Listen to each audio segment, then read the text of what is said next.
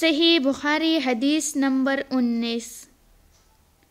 رسول اللہ صلی اللہ علیہ وآلہ وسلم نے فرمایا، وہ وقت قریب ہے جب مسلمان کا سب سے عمدہ مال اس کی بکریاں ہوگی، جن کے پیچھے وہ پہاڑوں کی چوٹیوں اور برساتی وادیوں میں اپنے دین کو بچانے کے لیے بھاگ جائے گا۔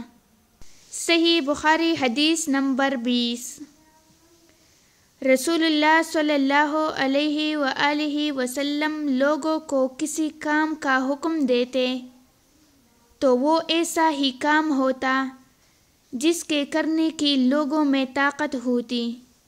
اس پر صحابہ رضی اللہ تعالی عنہ نے عرض کیا کہ یا رسول اللہ، ہم لوگ تو آپ جیسے نہیں ہیں، آپ تو معصوم ہیں اور آپ کی اللہ پاک نے اگلی پچھلی سب لغزشیں معاف فرما دی ہے، اس لیے ہمیں اپنے سے کچھ زیادہ عبادت کرنے کا حکم فرمائیے۔